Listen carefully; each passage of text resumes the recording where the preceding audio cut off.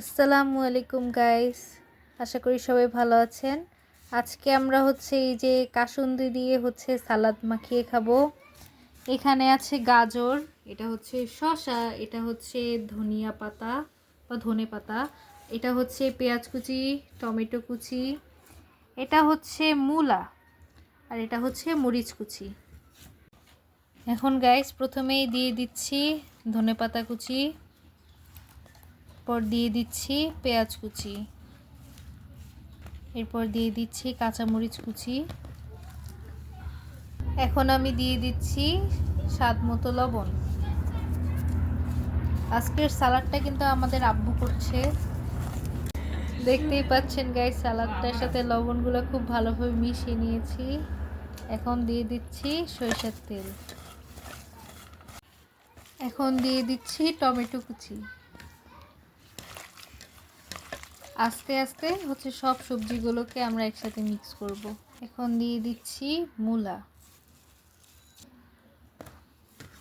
আপনারা হয়তো অনেকেই কাঁচা মূলা খান না, কিন্তু কাঁচা মূলায় প্রচুর পুষ্টি রয়েছে।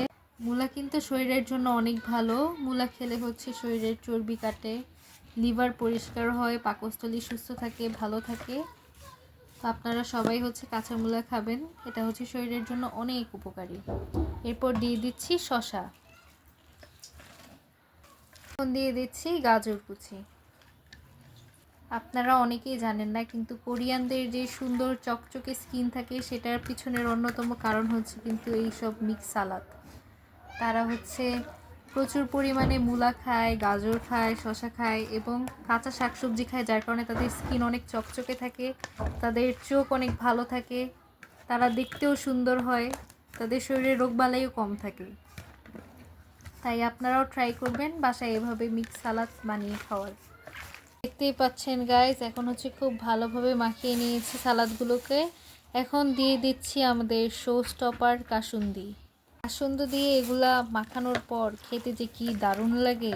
যারা খেয়েছেন তারা অবশ্যই কমেন্ট করে জানাবেন, আর যারা খাননি তারা অবশ্যই ট্রাই করে দেখবেন। জীবনে একবার হলেও ট্রাই করে দেখবেন, না হলে রিগ্রেট করবেন আপনারা। দেখতেই পাচ্ছেন গাইস, সালাদটা একদম কমপ্লিট হয়েছে। খুবই দারুণ লাগছে দেখতে এবং খেতেও অনেক মজা হয়েছে। আপনারা অবশ্যই ট্রাই করে দেখবেন, আর রেসিপিটি কেমন লেগেছে তা কমেন্ট করে জানাবেন। আজকে এখানেই বিদায় নিচ্ছি। আল্লাহ হাফেজ, সবাই ভালো থাকবেন, সুস্থ থাকবেন। শীতকালীন শাকসবজি দিয়ে এরকম স্বাস্থ্যকর সালাদ অথবা তরকারি যেটাই পারেন রান্না করে খাবেন, কারণ সিজন চলে গেলে আর এগুলো চেয়েও পাবেন না।